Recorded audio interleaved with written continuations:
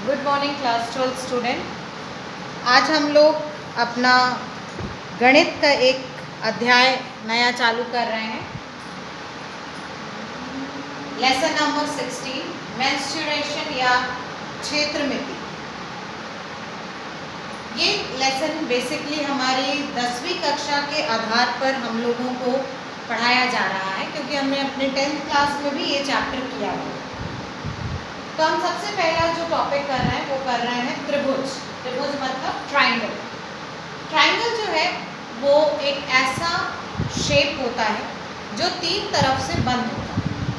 तो जब तीन क्षेत्रों से या तीन तरफ से यदि कोई पर्टिकुलर फिगर एनक्लोज्ड होता है, एनक्लोज्ड होना है बंद होता है, तो उसे हम ट्राइंगल या त्रिभुज कहते हैं।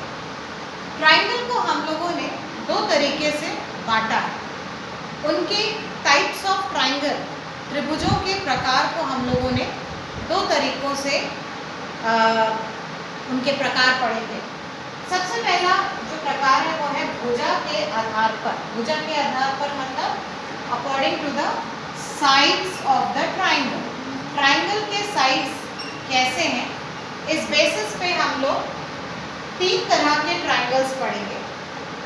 भुजा के आधार पर, that means on the basis of side of a given triangle you can distinguish the types of triangle.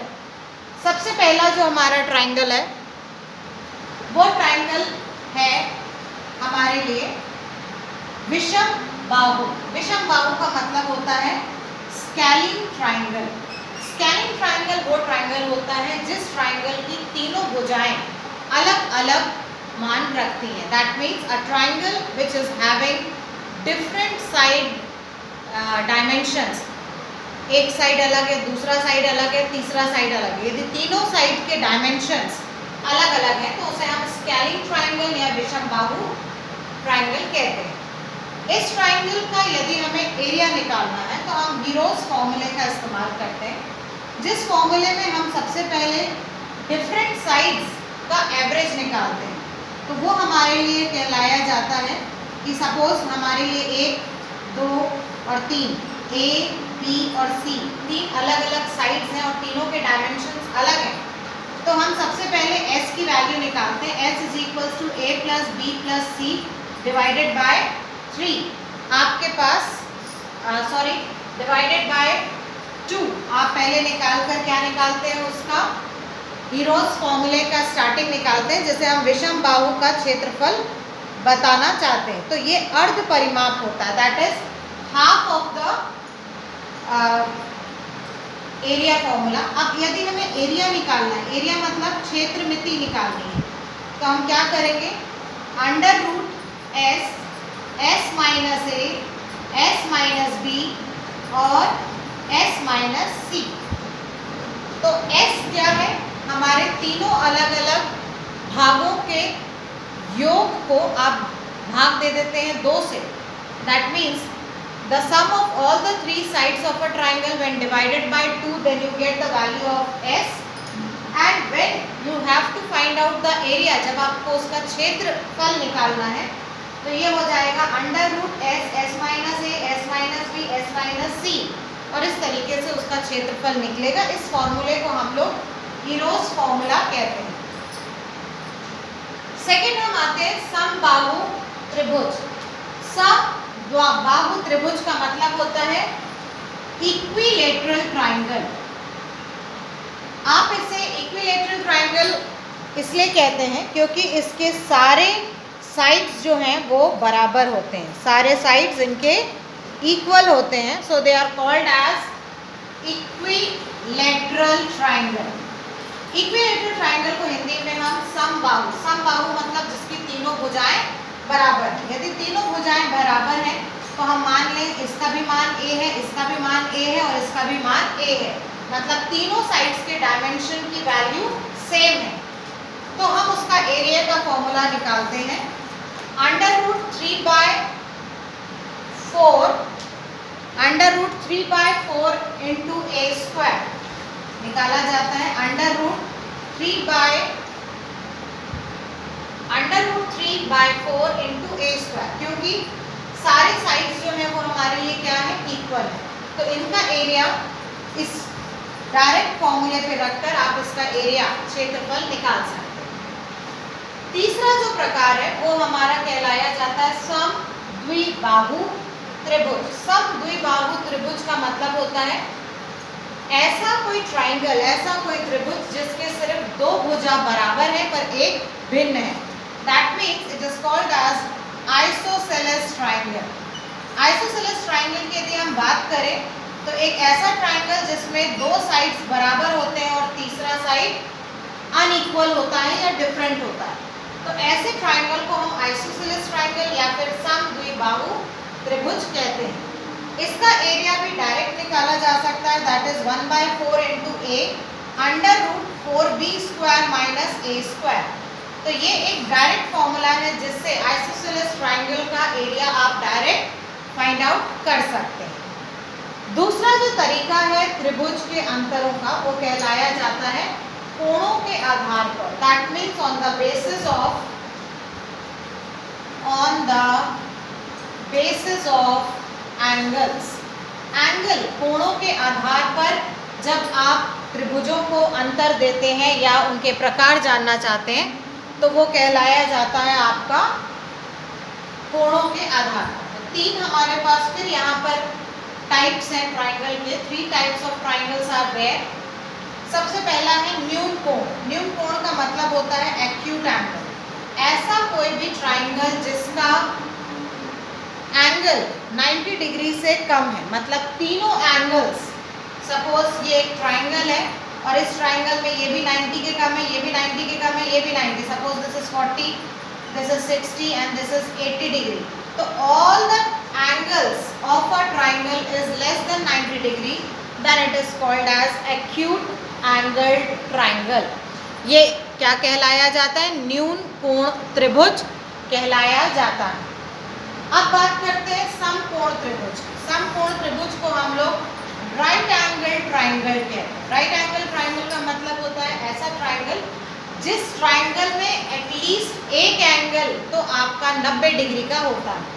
तो if any triangle which is having 90 degree angle along with the two angles, then it is called as right angle triangle। ऐसा कोई भी त्रिभुज जिसका एक कोण 90 degree का होता है वो कहलाया जाता है आपका समकोण त्रिभुज।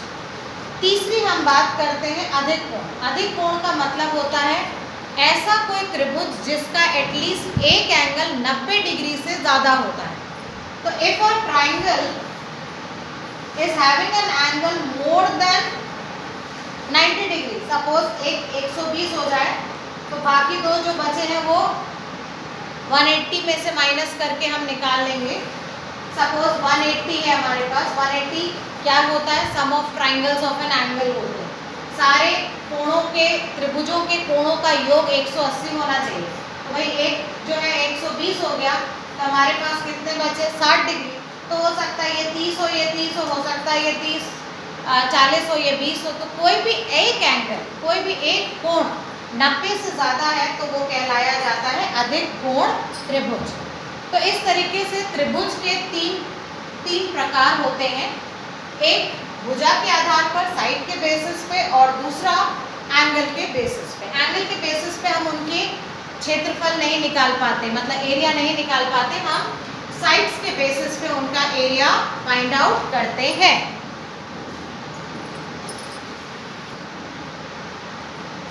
आगे हम बात कर रहे हैं चतुर्भुज। चतुर्भुज का मतलब होता है चार भुजा वाला।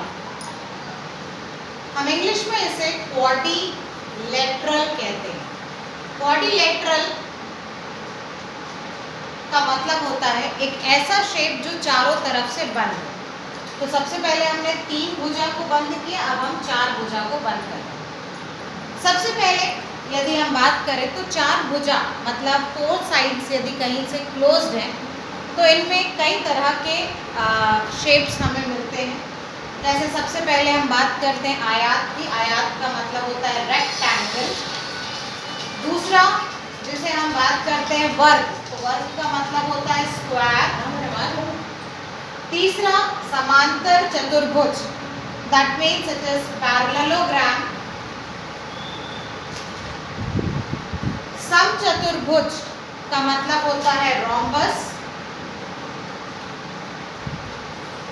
और चौथा जो है वो है समलंब चतुर्भुज। समलंब चतुर्भुज का मतलब होता है ट्रेपीजियम।